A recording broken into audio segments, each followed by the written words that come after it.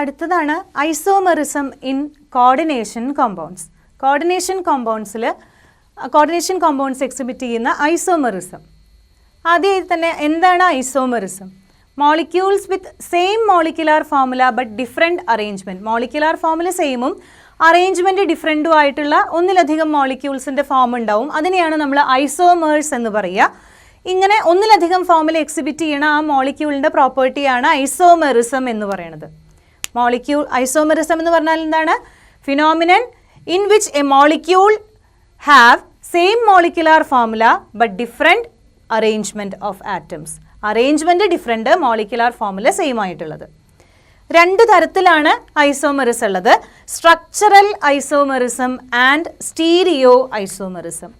അപ്പോൾ structural isomerism എന്ന് പറഞ്ഞാൽ എന്താ? മോളിക്കുലാർ ഫോർമുല സെയിം, പക്ഷേ സ്ട്രക്ചറൽ അറേഞ്ച്മെൻറ്റ് ഡിഫറെൻ്റ് ആവുക. മോളിക്കുലാർ ഫോർമുല സെയിം ആവുക, പക്ഷേ സ്ട്രക്ചറൽ അറേഞ്ച്മെൻറ്റ് ഡിഫറെൻ്റ് ആവുമ്പോൾ അപ്പോൾ കിട്ടുന്നതാണ് സ്ട്രക്ചറൽ ഐസോമെറിസം. അപ്പോൾ നമ്മുടെ ഈ ഒരു ഹാൻഡ് നമ്മളൊരു എക്സാമ്പിൾ ആയിട്ട് എടുക്കുകയാണെങ്കിൽ, ഇപ്പോൾ ഇവിടെ ഇങ്ങനെയുള്ള കയ്യിൽ ഈ വിരൽ ഞാൻ എടുത്തിട്ട് ഇപ്പുറത്തേക്ക് വെച്ചു. അപ്പോൾ ഇങ്ങനെ ഈ വിരലിനെ മാറ്റിയിട്ട് ഇങ്ങോട്ട് വെച്ചപ്പോൾ അതിൻ്റെ സ്ട്രക്ചറിൽ വ്യത്യാസം വന്നു. അങ്ങനെ സ്ട്രക്ചറിൽ വ്യത്യാസം വന്നപ്പോൾ നമുക്ക് കിട്ടിയ ആ ഫോമാണ് നമ്മുടെ സ്ട്രക്ചറൽ ഐസോമർ എന്ന് പറയുന്നത്.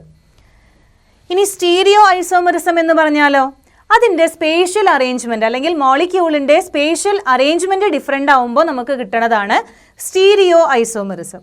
അപ്പോൾ നമ്മൾ അഗെയിൻ ഈ കൈ തന്നെ നമ്മൾ എക്സാമ്പിൾ ആയിട്ട് എടുക്കുകയാണെങ്കിൽ, ഇങ്ങനെ വെച്ചതിനെ നമ്മൾ തിരിച്ച് ഇങ്ങനെയാക്കി. അപ്പോൾ അതിൻ്റെ സ്പേസിലുള്ള അറേഞ്ച്മെൻറ്റ് മാറി. ഇങ്ങനെയുള്ളത് ഇങ്ങനെ വെച്ചപ്പം അതിൻ്റെ സ്പേഷ്യൽ അറേഞ്ച്മെൻറ്റ് മാറി. അപ്പോൾ അങ്ങനെ നമുക്ക് സ്പേഷ്യൽ അറേഞ്ച്മെൻറ്റ് മാറുമ്പോൾ നമുക്ക് കിട്ടുന്നതാണ് സ്റ്റീരിയോ ഐസോമേഴ്സ്. അപ്പോൾ molecules with same molecular formula but different spatial arrangement give rise to stereo isomerism.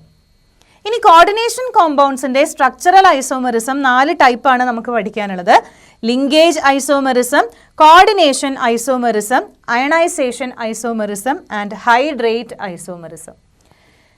അതുപോലെ തന്നെ സ്റ്റീരിയോ ഐസോമെറിസം നമുക്ക് 2 ആയിട്ട് ക്ലാസിഫൈ ചെയ്യാം: geometrical isomerism and optical isomerism.